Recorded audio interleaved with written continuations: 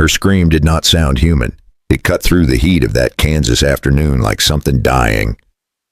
When Elias Boone pushed open the stall door at the Miller Ranch, he did not find the horse he came to buy. He found a young woman on the dirt floor, shaking so hard the straw around her body trembled like wind through dry grass. Her legs were locked wide apart, and she kept trying to pull them together. But every attempt sent a bolt of pain through her body so sharp she cried out again. Elias froze. He had seen war wounds, broken bones, men held together by nothing but prayer, but he had never seen a woman suffering like this, alone in a quiet barn while the sun outside kept shining like nothing was wrong. She tried to raise herself on one elbow. Her voice cracked like brittle wood. She whispered, "I can't close my legs." Then she cried again, not from shame, but from a pain so deep it lived in every breath she took. Elias dropped to one knee beside her. He did not touch her yet. He did not want to frighten her. He saw bruises along the inside of her thighs, red swelling where the skin had been rubbed raw, old rope marks near her ankles, signs of someone forcing her body open long enough to tear her apart from the inside out. She tried to cover her legs with trembling hands. "Please, don't leave me here. It hurts. I can't move." Elias felt something heavy settle in his chest. This was not an accident. This was not a fall. This was cruelty. Cruelty done slowly. Cruelty done by someone who should have protected her. He set his hat on the ground and spoke gently. "Ma'am, my name is Elias. I won't hurt you. Let me see what is wrong so I can help you." She nodded, barely. Her voice dropped to a ghost whisper. "My name is Hannah. Please, sir, take me away from here. Please." Elias leaned closer, careful and steady. He reached down to support her leg just enough to check for bleeding. The second his hand touched her skin, Hannah cried out and grabbed his shirt with both hands. Her fingers dug in like a drowning person clinging to a rock. He realized then that she had been lying there for hours, maybe longer. He could feel heat radiating off her swollen skin, the kind of heat that meant infection was already taking hold. Elias Boone was not a man who walked away from suffering. He never had. And he was not about to start with this woman. He looked toward the ranch house. Yeah, empty. Not one sign of the husband she spoke of. Not one sign of any soul who cared if she lived or died. He turned back to her. "Hannah, getting you out of here, I promise you that." Her eyes opened wider, filled with fear and hope fighting each other. She asked, voice trembling, "Sir, if you help me now, will danger follow you too?" And Elias felt the weight of that question settle on him like a storm, because he knew the truth. Yes, danger was coming. So here's the question for you. If you were standing in that barn with a woman begging for her life and a cruel man sure to return, would you save her too? Hannah clung to Elias like she was holding on to the last solid thing in the world. Her breath came in short, painful bursts, and every time she tried to pull her legs in, she hissed in agony. Elias knew she could not stay in that barn a minute longer. So he slid one arm under her shoulders, the other beneath her knees, and lifted her as gently as a man his age could manage. She gasped, not from fear, from relief. He carried her out into the hot Kansas sunlight, her head resting against his chest, her fingers still knotted in his shirt. For a second, she squinted at the wide prairie like she had forgotten what the world looked like outside that dark stall. The wind brushed her face, a warm summer wind, and that alone made her start to cry again. Soft and shaky, Elias placed her on his horse, steadying her as she tried to sit without letting her legs touch. "Easy now. I got you." His voice was calm, the kind of voice a man earns only after a lifetime of hard years. She looked down at him. Her eyes were scared, but something else flickered there too. Something tiny, hope trying to wake up again. He mounted behind her, bracing her with both arms so she would not fall, but with every hoofbeat. Hannah breathed a little deeper. Every bump in the road made her wince, but she did not complain, not once. She leaned her head back against Elias and whispered, "You really are taking me away." He nodded. "Yes, ma'am. And we are not looking back." The ride took hours. long enough for the sun to drift west and throw gold light across the plains. Elias talked sometimes, just small things, the weather, the land, stories about horses he used to break when he was younger. Nothing heavy, nothing that made her shrink, just enough to keep her awake and maybe chase off the fear that kept trying to crawl up her spine. By the time Boone Ranch came into view, Hannah was trembling from exhaustion. The white fence lines, the red barn doors, the sound of cattle from the far pasture, all of it felt unreal to her, like she had stepped into someone else's life, a life where the air did not hurt and people spoke without shouting. Elias carried her inside his house, called for old Mrs. Harper, the housekeeper, and told her to bring warm water and clean linens. Hannah tried to apologize for being a burden. He shook his head. No, ma'am. Not one bit. He said it so simply that she believed him. For the first time in years, she let herself rest. But as she closed her eyes, one thought clawed its way back into her mind. Her husband, Caleb. He would come looking. So here's the real question. What will a cruel man do when he discovers the woman he tormented is gone? And what will Elias do when that man shows up at Boone Ranch? Ready for a fight? Hannah had only been at Boone Ranch for 2 days when trouble finally showed up. Elias saw the dust first, a long, thin trail rising over the fence line. Riders, moving fast. And not the friendly kind. Hannah was resting inside, propped up with pillows Mrs. Harper had stuffed with fresh cotton. So Elias stepped out quietly and shut the door behind him. Not wanting her to hear the angry shouts rolling toward the ranch, Caleb Miller rode straight into the yard like he owned the place. He yanked his horse to a stop, pointed a shaking finger at Elias, and barked out, "Bring my wife out here right now." His voice cracked like a gunshot.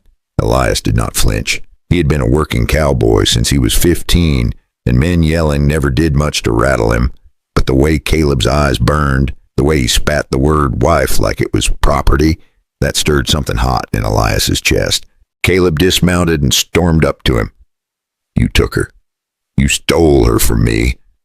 I'm going to drag her back myself." Elias kept his voice steady. "She is hurt. She is scared. And she went with me because she wanted to leave." Caleb sneered. "Wanted to leave. That woman is mine. She does what I say." That sentence pushed Elias past the line. He stepped forward and said, "Not today. She does not. Not ever again." Caleb shoved him. Elias shoved back harder. Caleb swung wild, landing a hard hit just under Elias' eye, opening the skin and blurring his vision. Before the hired hands could swarm him, one of the ranch cowboys ran from the barn shouting that Elias was not fighting alone today, and that was all it took for the whole thing to explode. Caleb came at him again, swinging wild, more anger than aim. While the hired hands rushed in behind him, Elias ducked, grabbed him by the front of his shirt, and slammed him into the side of the water trough. The hired hands jumped in, but Elias and the ranch cowboy moved like men with purpose. Years of ranch work had carved strength into them that these boys did not expect. Elias threw one to the dirt while the ranch cowboy yanked the other back by his collar hard enough to make him howl. Then Elias turned back to Caleb, who was scrambling up like a furious rooster. Elias grabbed him by the collar. "If you ever come near her again, you better come with a preacher and your last words ready." Caleb backed away, shaking with rage but too scared to step forward again. He spat in the dirt, mounted his horse, and rode off shouting that this was not over. Elias stood in the settling dust, a chest heaving. Knowing full well the fight had only just begun, inside the house, behind the door, Hannah had heard enough to start trembling again. But this time she trembled for a different reason. Someone finally stood between her and the man who hurt her. And now, the real storm was coming. If you are still here, go ahead and hit that subscribe button, nice and easy, so you do not miss what happens next. Grab a warm cup of tea, settle in, and tell me what time it is where you are and where you are listening from. Caleb rode off that day, but the dust he left behind never really settled. Elias knew it. Hannah knew it too. The air felt heavier, like the whole ranch was holding its breath. That evening, Elias sat at his kitchen table with a cup of black coffee, staring at the wall as if the right answer might be carved into the wood. But Elias kept thinking about Hannah resting in the spare room, finally warm, finally safe, and how all of that could be ripped away if Caleb showed up with the law at his side. He finally stood up, grabbed his hat, and said, "Mrs. Harper, keep an eye on her. I need to see an old friend. The ride into Dodge City took an hour, maybe less." Elias was riding fast, too fast for a man his age, but worry can make a horse fly. The sun was dipping low when he tied his reins outside the sheriff's office. Inside, Sheriff Cole Harding sat behind a desk stacked with paperwork he clearly was not reading. He looked up the second Elias walked in. "Well now, Boone, that is a face I only see when something bad has happened. Sit down before you fall down." Elias sat, but his jaw stayed tight. Cole listened as Elias told him everything, every ugly detail, every bruise he had seen on her, every word Caleb had spit from that saddle earlier. Cole leaned back, chewing on the inside of his cheek the way he always did when he was trying to stay calm. "Elias, what that man did is a crime, plain and simple, but the law out here does not always work the way it should. You know that." "I know," Elias said, "but I'm not sending her back. Not while I'm breathing." Cole nodded slow. "All right. We do this proper then. We get the doctor to write out a statement. We find anyone in Abilene who ever saw Caleb raise a hand to her. We bring Hannah in when she's strong enough to talk. And we take it all to Judge Wilbur before Caleb does. For the first time all day." Elias felt a little weight lift off his shoulders. Not gone, but lighter. He stood up, shook Cole's hand, and the sheriff said, "Bring her tomorrow. I will make sure the judge hears you both." Tomorrow never came. The judge postponed the hearing, saying he needed more witnesses and proper statements. So for the next 2 weeks, Elias rode back and forth between Abilene and Dodge City, talking to neighbors, gathering letters, even begging the doctor to come twice to check on Hannah and write his findings. Every night, Hannah asked if there was any progress, and every night Elias told her to hold on just a little longer. When Elias stepped back outside, the sky was turning purple, and the lamps along Front Street were flickering to life. Back at Boone Ranch, Hannah was sitting up in bed waiting for him, her hands twisted in her lap. She asked softly, "Is he coming back for me?" And Elias knew he had to tell her the truth. This fight was only getting started. "So here's the question for you. What happens when a judge in Dodge City has to choose between a cruel husband and the woman brave enough to speak against him?" On the morning of the hearing, the courthouse in Dodge City felt colder than any winter wind Hannah had ever known. She sat beside Elias, hands folded tight, breath shaking like a leaf, trying to stand still. The doctor spoke first, then a shopkeeper from Abilene, then a neighbor who had once seen Caleb yelling so loud the chickens scattered. Caleb himself was nowhere to be seen. The lawmen still had not laid a hand on him. And finally, it was Hannah's turn. She stood up slow, feet unsteady, but her voice, somehow, was steady enough to reach every corner of that room. She did not mention pain. She did not mention the worst nights. She just spoke about wanting peace, wanting safety, wanting the right to close her eyes at night without fear. When she finished, even Judge Wilbur sat there silent for a long moment. Then he cleared his throat and said the words that changed her life.